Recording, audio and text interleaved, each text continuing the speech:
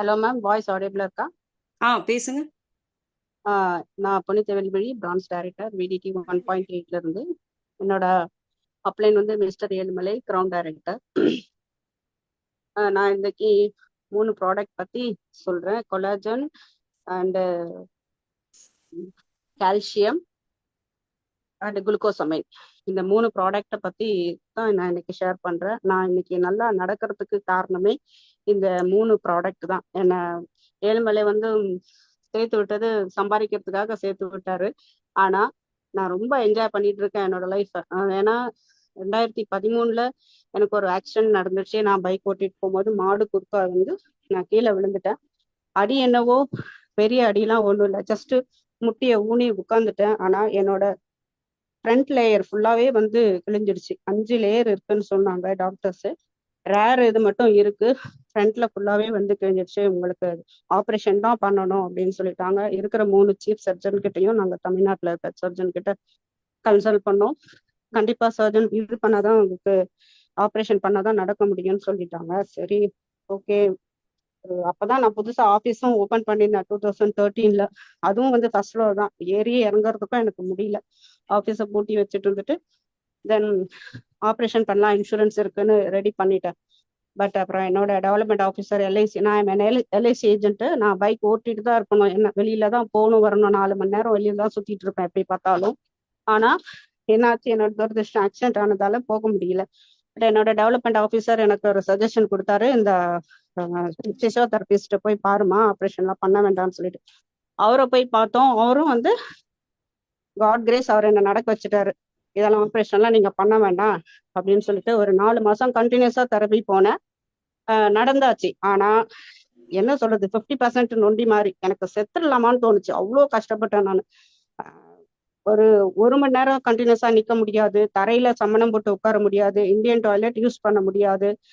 நின்ன இடத்துல யாருன்னா கூப்பிட்டாங்கன்னா கால் வந்து நேரா வச்சுதான் நான் திரும்பணும், இப்படிலாம் சைடா திரும்பிடக்கூடாது. தொடர்ந்து கிச்சன்ல 2 மணி நேரம் எனக்கு நின்று ஒர்க் பண்ண முடியாது. இவ்வளோ பிரச்சனையில நான் இருந்தேன்.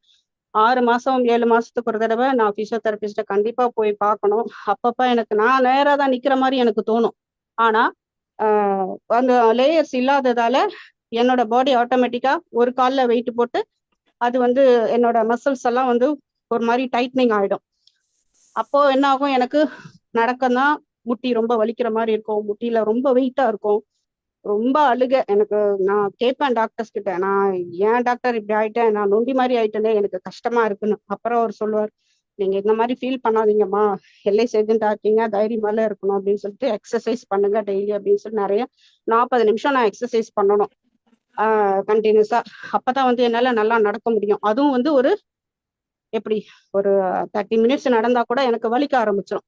கொஞ்சம் ரெஸ்ட் எடுத்து தான் கிச்சன்லயே ஒர்க் பண்ணுவேன். இதெல்லாம் வந்து பிஃபோர் வெஸ்டேஜ். இவ்வளவு நான் சொன்னதுக்கு காரணம் பிஃபோர் வெஸ்டேஜ். ஆஃப்டர் வெஸ்டேஜ் இப்ப நான் எப்படின்னா, நான் நடக்கல, பறக்கிறேன். ரொம்ப தேங்க்ஸ் கொடுக்கணும் நான் ஏழுமலை பிரதருக்கு. அந்த அளவுக்கு நான் ஃபீல் பண்றேன். நான் கண்டினியூஸா அதை எடுத்துட்டு இருக்கிறேன், குளுக்கோசமைன். இது பிஃபோர் வெஸ்டேஜ் நான் ஆம்பியர்ல கூட இருந்தேன், பட் அங்க பிசினஸா பண்ணல, ஜஸ்ட் ப்ராடக்ட் மட்டும் எடுத்தேன். அதுலயும் ஒரு சொல்லிட்டு வந்து எனக்கு தெரியல, பட் இது நான் எடுத்துட்டு இருக்கிறேன். எனக்கு ரொம்ப நல்ல ரிசல்ட் இருக்கு. எப்படி சொல்றதுன்னா, கிச்சன்ல இப்ப நான் 3 மணி நேரம் 4:30 மணிக்கு எழுந்திருப்பேன் டெய்லி. நான் 7 o'clock என் பொண்ணு ஆஃபீஸ்க்கு அனுப்பணும். ஸோ கிச்சன்ல 3 மணி நேரம் நின்று என்னால கண்டினியூஸா நின்று ஒர்க் பண்ண முடியும். அதுக்கப்புறமா எனக்கு டயர்ட்னஸ் தெரியாது. காலையில எம்டி ஸ்டொமக்ல அந்த கொலாஜன் ஒரு நாள் விட்டு ஒரு நாள் குடிச்சிடுவேன். குளுக்கோசமின் ஃபுட் எடுத்துட்டதுக்கு அப்புறம் போட்டுக்குவேன்.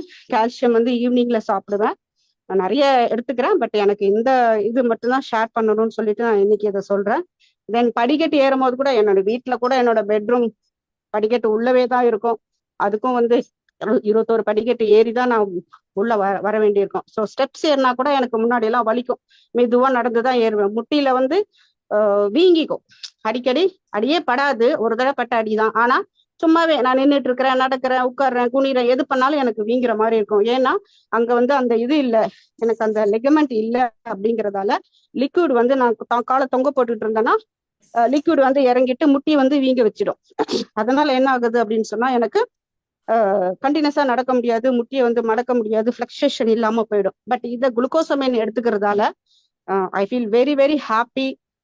ரொம்ப நல்ல ரிசல்ட். நான் இது வரைக்கும் என்னோட இதுக்கு அந்த 1 இயரா வந்து நான் பிசியோதெரபிஸ்ட போய் பார்க்கவே இல்லை. அங்கிருந்து எனக்கு ஃபோன் வருது, என்ன நீங்க ரிவ்யூக்கு வரவே இல்லையே, 6 மந்த்ஸ் 7 மந்த்ஸ் ஒன்ஸ் நீங்க வந்து ரிவ்யூ பண்ணிட்டு போகணுமே, உங்க மசில்ஸ் எல்லாம் டைட் ஆயிட்டு இருக்குமே.